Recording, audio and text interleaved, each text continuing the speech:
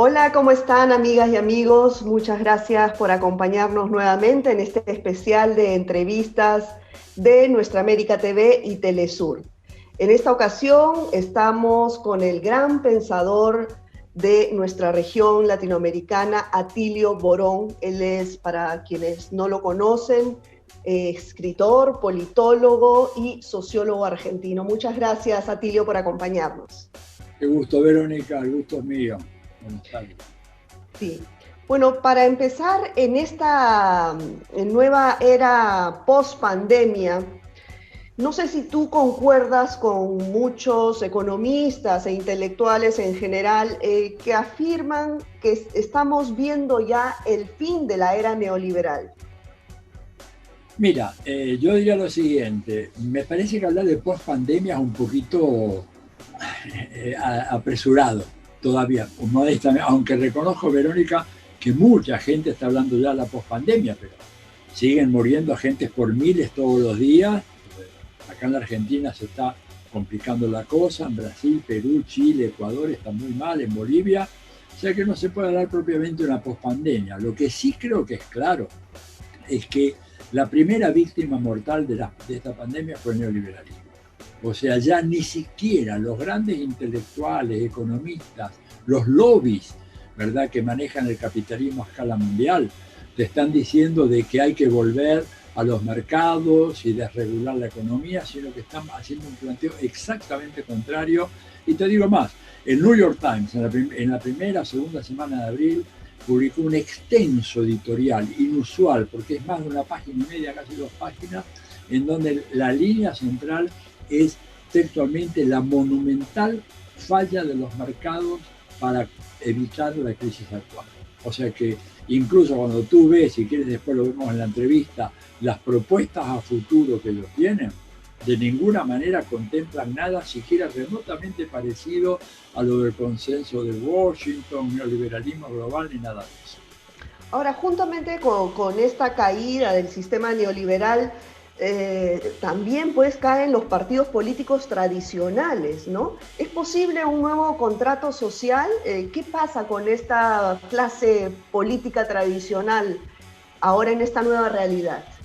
Bueno, yo diría que esa clase política tradicional evidentemente ha fracasado en muchos países, hay que hacer matices, ¿verdad?, según cada situación nacional, pero es evidente que hay un fracaso muy rotundo. Mira, te pongo el ejemplo de la Argentina, ¿verdad? Llevamos ya nosotros desde el 83 casi 40 años de transición democrática y la transición no se termina. O sea, todavía yo como politólogo no podría decir que ya estamos en una democracia plenamente consolidada, en donde los principios básicos de la democracia, que son la igualdad no solo ante la ley, sino la igualdad en el campo de las relaciones sociales y económicas, el control de las grandes aglomeraciones de poder en manos privadas, como son los grandes monopolios, grandes oligopolios, etc. Nada de eso se ha logrado todavía. Ni te cuento el caso de Chile.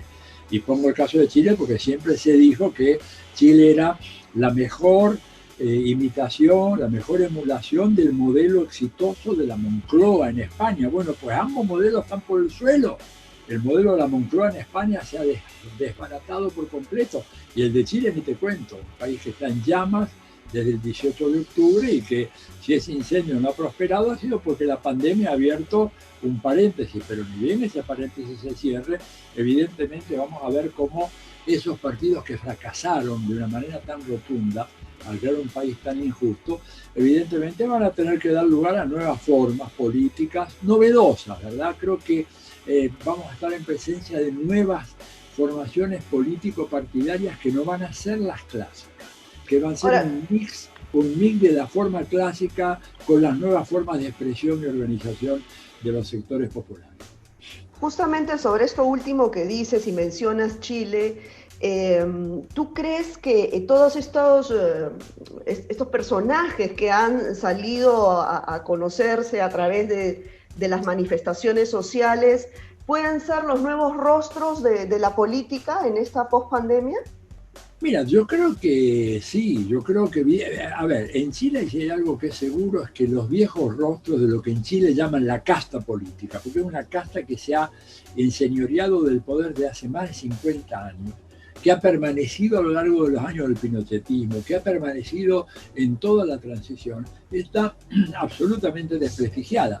Nueva gente, nuevos rostros, algunos que vienen de estructuras partidarias, ¿verdad? El caso de Daniel Jadue, el intendente, el alcalde de Recoleta, en Santiago, que viene del Partido Comunista, algunas otras figuras más en el interior y a lo largo y a lo ancho de Chile, pero lo que tienes tú es que hay una generación de recambio, una generación que por primera vez asume la vida, yo no sé si decirle política, pero por lo menos el enfrentamiento social. Gente que había nacido bajo la dictadura o bajo el sopor de la transición democrática chilena que produjo un letargo generalizado de la población con este engaño del consumismo, el individualismo, que después se demostró ser un engaño absoluto, ¿verdad? Porque cuando la gente fue a cobrar sus pensiones y jubilaciones, se encontraron que le daban la tercera parte de lo que le habían prometido por la complicidad de la casta política, y eso generó este nivel de furia, ¿verdad?, de enojo muy grande, lo mismo que por supuesto cuando le decían, bueno, pues la ciudadanía hoy es consumición, el ciudadano ya es el consumidor, y lo que no te decían es que para consumir tenías que tener dinero no tenías, entonces tenés hoy que Chile es el octavo país más endeudado por familia del mundo, ¿verdad? De lejos el más endeudado de toda América Latina, y ahí está el fermento del cual van a surgir estos nuevos liderazgos, Verónica, sin ninguna duda. Claro, pero ahora, por ejemplo, hablemos de las elecciones ya del 2020, donde en nuestros países pues hemos estado acostumbrados a los grandes mítines de cierres de campaña. Eso ya no se da más, ¿no? Vienen las elecciones en Ecuador, vienen las elecciones en Bolivia, bueno, en Estados Unidos, el referéndum, el plebiscito en Chile. ¿Cómo ves tú esta situación? Porque no solamente cambia esta nueva realidad, nos abre las puertas también a una forma diferente de hacer política. No todo va a ser virtual. Mira, el tema es que evidentemente en el contexto de una pandemia además tan peligrosa, tan contagiosa y tan letal como esta, va a ser muy difícil que la gente pueda salir a hacer campaña política como antes. Además porque exponen su vida y pueden generar una bola de nieve de contagios tremenda. Hay que tener en cuenta que esto todavía no ha terminado, que no tenemos la vacuna y que hasta que la vacuna llegue y que se aplique a la población, estamos hablando, Verónica, de marzo, abril del año que viene. A pesar de que aparecen algunos charlatanes que ya, por ejemplo, en Estados Unidos dicen que para noviembre van a tener la vacuna. No sé cómo van a hacer, porque además una cosa es tener la vacuna, otra cosa es inocularla, toma el caso de Estados Unidos, a por lo menos 250 millones de personas. Digo, entonces creo que las campañas van a ser muy diferentes, pero yo creo que el movimiento popular tiene que aprovechar de esto que yo he dado en llamar, acuñó una pequeña expresión para definir esto, que es el asociativismo digital. Evidentemente no podemos hacer mitines de masa, pero esto no quiere decir que no nos podamos reunir, que no podamos elaborar estrategias de acción colectiva, que no podamos incidir en la vida política a través de una penetración muy fuerte en las redes. No nos olvidemos de que las redes han sido manejadas hasta ahora por la derecha, con toda esta gente de Cambridge Analytica, el grupo de Steve Bannon y todo lo demás, pero es una tecnología que ahora podemos usar también nosotros. Entonces, yo te digo, creo que puede haber obstáculos serios para que haya elecciones en Bolivia y en Ecuador por el tema de la pandemia. En Bolivia la situación se ha desmadrado por completo y probablemente, y esto va en beneficio de la usurpadora del poder, la señora Áñez, probablemente tengan que postergarla. Y yo no sé si en Ecuador no va a pasar lo mismo. En Estados Unidos aparece una situación insólita de un presidente que dice que no va a reconocer el resultado de las elecciones si es que pierde, porque dice como muchos votos van a venir por correo, porque la gente no va a querer formar la fila para ir a votar por el tema del contagio. Bueno, y acá aparece un personaje como Trump diciendo no voy a reconocer. O sea, estamos en presencia de un fenómeno novedoso, que es una de las facetas, ¿sabes qué?, de un cambio global mayúsculo, muy significativo, producido por este fenómeno único, que es una pandemia de carácter absolutamente universal, cosa que nunca ocurrió en el pasado, y que por lo tanto obliga a dejar de lado viejos hábitos, o por lo menos dejarlos de lado por un tiempo. Digo, yo no sé cuánto tiempo tendrá que transcurrir antes de que mucha gente vuelva a ir a un concierto, a una sala de 4.000, 5.000 personas, a escuchar un espectáculo de música, de rock, de danza, de baile, de lo que sea. Creo que la Claro, como bien dices, esta pandemia pues también ha desatado unos escenarios pues que no teníamos previstos, ¿no? Y justamente en medio de estos escenarios es que eh, en Bolivia y en Ecuador probablemente no se den elecciones, porque además les conviene a los que están actualmente en el gobierno. Hemos visto el día de ayer que le han rechazado la candidatura a Rafael Correa. Yo no sé tú qué piensas al respecto. O sea, se está también tomando esta situación de emergencia, de crisis global, para que cada uno hace lo que quiere. O sea, cada gobierno está haciendo prácticamente lo que quiere, pisoteando las constituciones y bueno, aprovechándose del temor de las poblaciones, ¿no? Claro, fíjate, mira, Verónica, Sebastián Piñera estaba prácticamente liquidado como presidente a comienzos de enero de este año. La pandemia lo vino a salvar, porque orden de cuarentena, la gente en su casa, toque de queda, etc. De no ser por eso, tenía apenas un 9% de aprobación. La pandemia lo salvó. La pandemia puede hacer que se posterguen las elecciones en algunos países, y ahí uno tampoco puede decir no, que se hagan las elecciones y se infecte todo el mundo. En el caso de Ecuador, que es uno de los países en donde el famoso lawfare, ¿verdad?, ha avanzado de una manera feroz. O sea, el atropello al Estado de Derecho en Ecuador y Bolivia realmente no tiene precedentes en la historia latinoamericana. Y mira que acá tenemos larga experiencia de vulnerar el Estado de Derecho. Pero lo que ha hecho Lenín Moreno en Ecuador y lo que ha hecho la señora Áñez en Bolivia ha superado todo lo que nosotros conocíamos, ¿verdad? Inclusive lo de Bolsonaro y el impeachment de Dilma, con lo grave que fue, no se compara con el atropello generalizado que se ha producido en Bolivia y en Ecuador. Entonces, claro, ahora a Correa no lo dejan competir, la fórmula va a ser Andrés Arauz y Carlos Rabascal, digamos, una fórmula muy joven. Andrés tiene apenas 35 años, Rabascal probablemente un poquito más, y son las caras nuevas de la política ecuatoriana, con un gran nivel de aceptación, gente muy bien formada, pero bueno, habrá que ver qué es lo que pasa.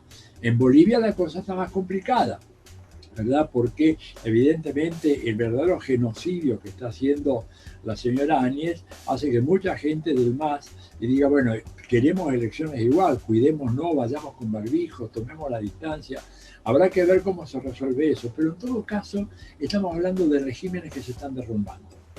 Bueno, pero muchos intelectuales han salido en estas semanas a decir que estamos ante una militarización de la política, justamente porque va a ser la única forma de retener este manual de la economía neoliberal. ¿Tú estás de acuerdo con ellos?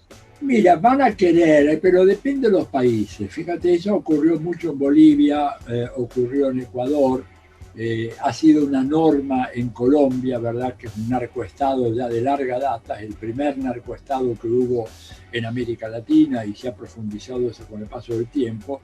Pero por más que militaricen, la situación es tan delicada, tan complicada en nuestros países, que eso no va a funcionar. Además, el neoliberalismo como fórmula ya no funciona. Mira, si me das un minuto sobre este tema, la gente que son los pensadores estratégicos del Foro Económico Mundial de Davos, aquellos que se reúnen cada año en Davos a fin de mes y elaboran el plan de acción a nivel planetario para todo el año. ¿Sabes de qué se están hablando? Están hablando de el gran reinicio del capitalismo, el The Great Reset. Dicen, hay que apretar el botón como cuando se te congela una computadora, un ordenador. Dice, pero ese modelo capitalista va a ser un capitalismo estadocéntrico. O sea, un capitalismo centrado en el papel del Estado. Lo dicen por ahí, state-led capitalism, capitalismo conducido por el Estado. O sea que las recetas neoliberales han fracasado por doquier. Además, tú lo ves. ¿Cuánto hace que estamos con el neoliberalismo? Dime qué país le ha ido muy bien con el neoliberalismo. Mismo Estados Unidos, que se supone que era el que más aprovechaba el neoliberalismo, fíjate el colapso económico y social en el cual ha caído ese país, para no hablar países europeos que están ahí trajinando desde hace décadas con tasas mínimas de crecimiento económico y una pobreza que cada vez es mayor. Así es, sí, es más, los economistas coinciden en las cifras, en que China ha sido la única potencia que va a crecer en el 2020, mientras que todo el occidente ha retrocedido incluso hasta 20 años en su economía, ¿no? O sea, Así es. ¿esto cambia la nueva hegemonía mundial? Mira, China va a ser el país que mejor sale económicamente de esta crisis, por lo menos hasta ahora, porque tú sabes que con todo este tema de la pandemia hay que ser muy cuidadoso, ¿verdad? Pero hasta ahora, si siguen controlando la pandemia como lo han hecho, China va a crecer entre 2 y 2,5% anual, contra una caída de Estados Unidos mínima del 8,5-9%, Alemania y gran parte de América Latina en el 9-10%. Evidentemente, China se consolida como la potencia económica mundial, cosa que ya de alguna manera lo era, pero era mucho más. Ahora, cuando uno dice nueva hegemonía mundial, no, porque yo tengo hace tiempo, vengo sosteniendo la tesis de que nosotros ya estamos inmersos en un mundo post-hegemónico. ¿Por qué? Porque la hegemonía que supo tener Estados Unidos no la va a tener ningún otro país del planeta. Porque tú, para hablar de un hegemón mundial, requieres tener una concentración de poder económico, político, cultural, diplomático y militar. Digo, Estados Unidos tiene 1.000 bases, casi 1.000 bases militares en todo el mundo, 76 en América Latina. ¿Cuántas bases tiene China? 0. No tiene ni una. O sea, hablar de una hegemonía mundial china es una expresión absolutamente a la ligera, queriéndose referir a una presencia económica dominante, sí, pero de ahí a que pueda ser el reemplazante de lo que fue Estados Unidos, que pegaba un chasquido de dedos y tenía todos los países europeos y latinoamericanos a sus pies, esto no va a ocurrir. O sea, vamos hacia un mundo más equilibrado, es muy bueno. Yo estoy muy feliz con la idea de un mundo poshegemónico donde tendrás tú, por ejemplo, países como China, como Rusia, como la India que se viene, ¿verdad? Como Indonesia, todo un conjunto de nuevos grandes actores económicos y sociales, y por supuesto también Estados Unidos y Europa en declinación. Y acá voy a ser muy cruel, pero voy a repetir simplemente lo que dijo el gran estratega de la derecha norteamericana, Zbigniew Brzezinski, cuando hablando de Europa, siendo él de origen europeo, de origen polaco, pero criado en Estados Unidos, dijo: Europa es un conjunto de viejas potencias coloniales ya jubiladas que no juegan en las grandes ligas de la política internacional. Y tiene toda la razón. Por eso es un mundo muy diferente al que hemos conocido, el que se nos viene ahora encima. Claro, y este tema candente también de todas las caídas del PBI en el mundo y en nuestra región, además de los ingresos fiscales, ha abierto otro gran tema, que es la necesidad urgente de gravar a las grandes fortunas, que hasta la fecha no se ha hecho. Pese a que ha habido una carta de 80 billonarios del mundo pidiendo que por favor los estados le apliquen los impuestos, pero la gran mayoría de las élites, y sobre todo de Latinoamérica, rechazan este tema, ¿no? Hay proyectos de ley en Argentina, en Chile, en Perú, en Ecuador, por todos lados, pero también por el otro lado, estas élites, a partir de todas sus plataformas mediáticas, ¿no?, a su servicio, pues también están bombardeando la idea. Pero ¿tú crees que los gobiernos puedan seguir apretando, ahorcando a la clase media, a los de siempre, con más impuestos? ¿O sí tienen que gravar a las grandes fortunas? Mira, yo creo que si no graban a las grandes fortunas, esos gobiernos marchan hacia su propia perdición. No tienen alternativa. Te pongo un ejemplo claro, yo diría casi clásico, de la Argentina. La Argentina tiene que hacer frente a un problema doble, que es la pandemia y la depresión económica. La pandemia lo que hizo fue agigantar la depresión económica y acelerar el rumbo y la llegada de la depresión económica. Tú para combatir eso necesitas una enorme cantidad de recursos que, por ejemplo, no estaban contemplados en el presupuesto actual que se aprobó en el Congreso argentino hace casi un año, donde no había gastos extraordinarios para pandemias ni nada por el estilo. Por lo tanto, tú tienes que mantener en sus hogares, al igual que pasa en Perú y en Brasil, a millones de personas, yo diría en algunos países la mayoría de la población económicamente activa, que para vivir tienen que salir a la calle, porque no tienen empleos formales, son gente que hacen lo que acá en Argentina llamamos changas, o sea, trabajos ocasionales, que hay gente que de repente va y se pone a cortar el pasto en alguna de las casas de los barrios más elegantes, o que hacen servicios domésticos de por día, o que van en una obra de construcción y trabajan 2 o 3 días. Luego, no. Bueno, esa gente, el Estado tiene que darle dinero para que se quede en su casa. Y ese dinero no está. Por eso el impuesto a la riqueza. Y además el Estado no solamente necesita hacer que la gente más pobre, más vulnerable se quede, mejorarle sus condiciones de vida, mejorarles la conectividad, por ejemplo, que es un tema acá en la Argentina muy importante para algunos barrios populares, sino además hacer de que las pequeñas y medianas empresas, pequeños y medianos negocios e industrias no se fundan, no entren en bancarrota, porque tú puedes hacer un gran esfuerzo para que la gente más pobre reciba lo suyo como para sobrevivir dignamente a la pandemia, pero si cuando termina la pandemia resulta que la tercera parte o el 40% de los locales fabriles o comerciales están cerrados, esa gente no va a poder trabajar. Y para eso necesitas antes, previamente, apoyo del gobierno a esas pequeñas y medianas empresas para que se mantengan en funcionamiento. Y eso requiere grandes impuestos. Y, por supuesto, la derecha no quiere pagar impuestos porque son herederos de la tradición colonial, sobre todo acá en Latinoamérica, donde los hijos de los conquistadores o los conquistadores no pagaban impuestos. Impuestos pagaban los indios, los mestizos, los criollos, pero no los señores. Te das cuenta, esa tradición en América Latina pesa mucho. Pero bueno, o los gobiernos lo hacen o se cavan la fosa de su propio pueblo. Y yo creo que a la larga, por supervivencia, van a aplicar. Pero claro, necesita un esfuerzo muy grande y un apoyo muy fuerte de la población. Así es. Bueno, Atilio, quiero compartir contigo algunas de las preguntas que nos hacen a través del Facebook Live de Telesur y Nuestra América TV. Por ejemplo, te preguntan si con el coronavirus muere el neoliberalismo, ¿qué espacio político le queda a las demás corrientes ideológicas? ¿Hay un nuevo campo para el progresismo? Otra pregunta es, ¿cuáles son los retos para las fuerzas políticas del cambio? ¿Es posible otra oleada progresista en la región? ¿Cómo ve el panorama en Bolivia? ¿Dejarán postular al MAS o lo vetarán al igual que en Ecuador a Correa?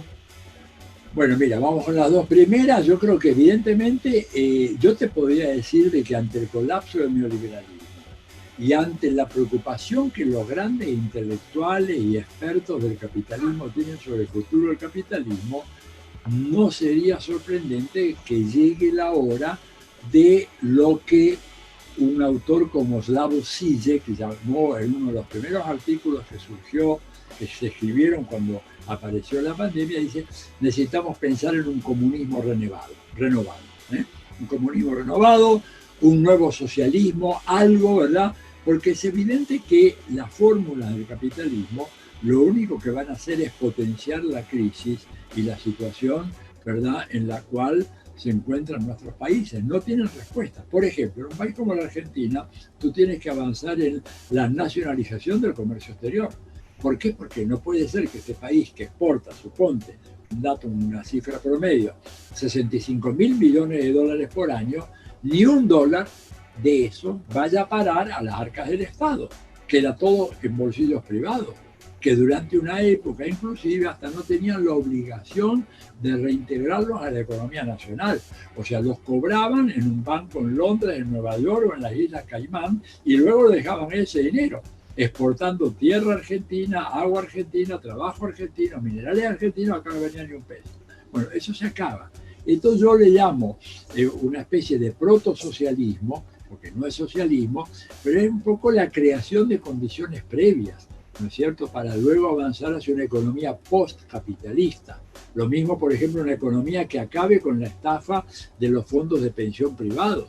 que se ha demostrado en el caso de Chile que es una estafa gigantesca, monstruosa, y que se está derrumbando, ¿verdad? Entonces, acabar eso, convertir a la seguridad social en un derecho, que el neoliberalismo lo hizo una mercancía, ¿verdad? Que se adquiere en el mercado. Entonces, la respuesta es sí, hay lugar para nuevas reformulaciones a partir de la gran tradición de la izquierda.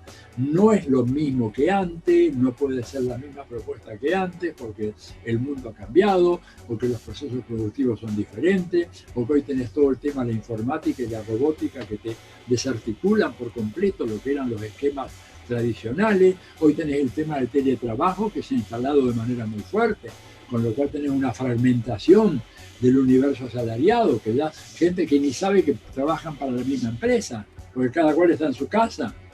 Lo que se llama el fenómeno de la uberización del trabajo. Tú sabes que Uber es la empresa que emplea más trabajadores en todo el mundo, casi 1 millón, con un solo dato. Ninguno de ellos tiene una relación formal de dependencia con la empresa. Mira tú qué involución. Y por lo tanto, esas personas que trabajan para Uber, ¿verdad? Aparecen como contratistas, cuentapropistas, asesores, le dan nombres muy bonitos, emprendedores, ¿verdad?